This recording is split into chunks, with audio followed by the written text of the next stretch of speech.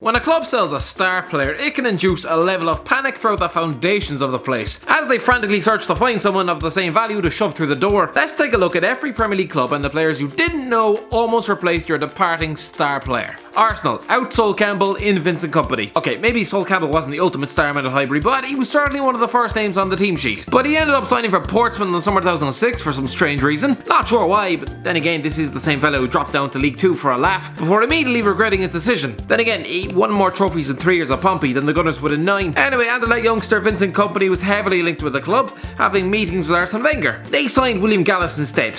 Wrong move, lads. Aston Villa out Christian Benteke in Anthony Martial. It's a summer 2015. Aston Villa have just seen Christian Benteke, who back then was actually able to score a goal, instead of nowadays where he just possesses the aerial ability of a dying gazelle, walk out the door to Liverpool in a £30 million deal, with the hierarchy at Anfield clearly having spent that month storing glue out of a goddamn lunchbox. According to reports, Villa were lining up a bid for an unknown Monaco striker by the name of Anthony Martial. Within 2 months, he was a £53 million signing for Manchester United, and causing Martin Tyler to make noises his wife could only dream of. Bournemouth out Matt Ritchie in Demarai Gray. Eddie Howe has been linked with Newcastle this summer, and you might think, why in cat's hell would anyone leave their relative sanity at Bournemouth for the mental head case that is St James's Park? Well, just ask Matt Ritchie. Having led up the South Coast for 3 years, he dove headfirst into the basket case that is in UFC, and within a year, Bournemouth were seeing a £25 million bid rejected for his potential replacement, Demarai Gray from Leicester. Come on, lads, why would Gray leave? For Christ's sake, he'd just become a Premier League champion. Brighton out Steve Cook in Virgil Van Dijk. Yeah, Virgil Van Dijk could have ended up at Brighton back in the winter of 2013 when he was a 21-year-old defender at FC Groningen. The club made 2 bids for the Holland under-21 international, but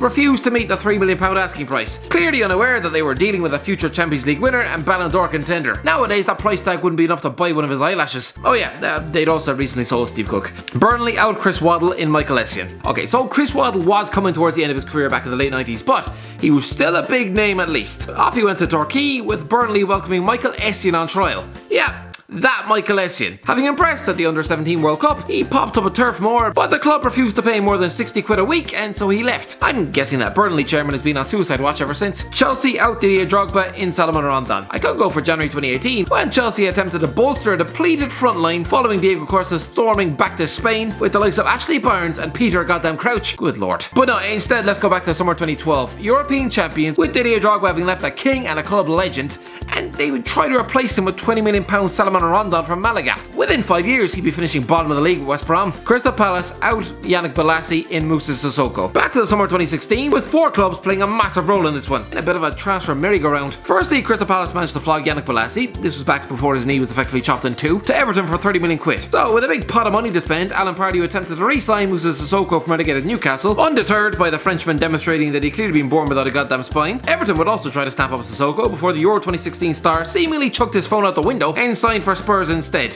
leaving Palace to settle for another relegated magpie, former Spurs winger Andros Townsend. Everton out Romelu Lukaku in Manolo Gabbiadini. Well, according to some analysts, he tried to replace Romelu Lukaku with Pierre-Emerick Aubameyang. Then again, this is also the same man who claimed he nearly had Samuel Eto'o Bolton, and who probably claims he's just big boned. Don't lie, Sam. We all know you got KFC and Burger King on goddamn speed dial. In 2016, with Lukaku moaning more times than Danny Daniels, they were braced for the Belgians' exit and bid £20 million for Napoli striker Manolo Gabbiadini. Luckily for them, the Toffees walked away at the 11th hour, and he'd go on to score 12 times in 60 games at Southampton. Bullet dodged. Leicester out Riyad Mahrez in Adnan Januzaj. This would have been such a weird one. With Riyad Mahrez having finally realised his lifelong dream of sitting on the bench for Manchester City, Leicester apparently tried to replace him with Adnan Januzaj from Real Sociedad. I'm sorry, is this the same Januzaj who stank up the stadium during his one season on loan at Sunderland? Then again, that might have just been from the fans taking a dump in the crowd. I think it's been proven this lad is not physically built for the Premier League. A £20 million move would have made no sense at all. Liverpool out Luis Suarez in Loic Remy. I mean, Liverpool did end up replacing Luis Suarez with both Balotelli and Ricky Lambert, something that should have had Brendan Rodgers taken away by some men in white coats. Boy, had their standards dropped from the previous summer when they tried to replace Juan Suarez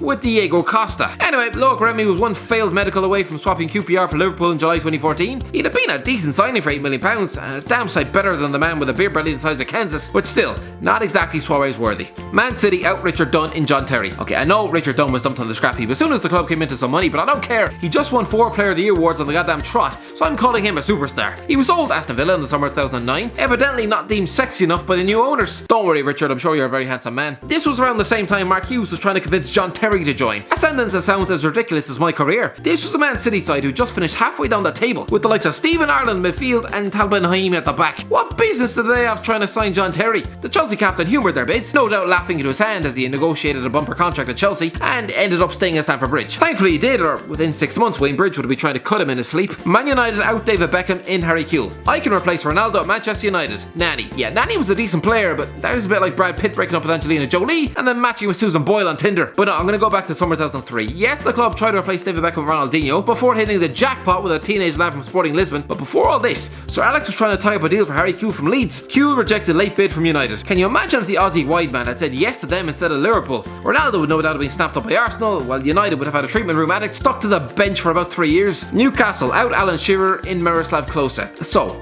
how do you even begin to replace a club icon like Alan Shearer when you just finished 7th in the league and boast a defence made out of goddamn milk? To be fair, there were still some top strikers interested. Obafemi Martins would end up trading guaranteed Champions League football at the San Siro for the reigning north of England. Well, their couch said a move would be his dream. It makes a change from nowadays when they'd be hard pushed trying to convince Charlie Austin. But hey, that summer, they also made a move for a World Cup legend. Miroslav Klose, a lad who'd go on to net 16 times in the biggest competition on earth, was in red hot form that summer, netting 5 goals at the 2006 World Cup and having banged home 25 in 26 games for Werder Bremen the previous season. What a signing he would have been. But understandably, this World Cup semi-finalist chose not to relegate his career to being teammates with the defensive melon that is Titus Bramble. Norwich City out Carlos Cuellar in Kalidou Koulibaly. Yep, Napoli centre half Kalidou Koulibaly might be talked about as a £90 million player these days, but it was only 4 years ago that he was at the centre of a failed £11 million bid from Norwich City. Back in the summer 2015, Alex Neil was trying to bolster his backline and fill the void left by Carlos Cuellar. Okay, Cuellar played 8 games and was about as much a star as Billie Eilish is a singer, but still, I wanted to mention Koulibaly. Sheffield United out Harry Maguire in Dan Burn. Imagine trying to replace Harry Maguire with Dan Burn. To be fair, I do think Maguire is overrated. £90 million, really? But he was a beast for 2 years at Sheffield United before being snapped up by Hull in 2014. The Blades tried and failed to replace him with Dan Burn from Fulham the following summer.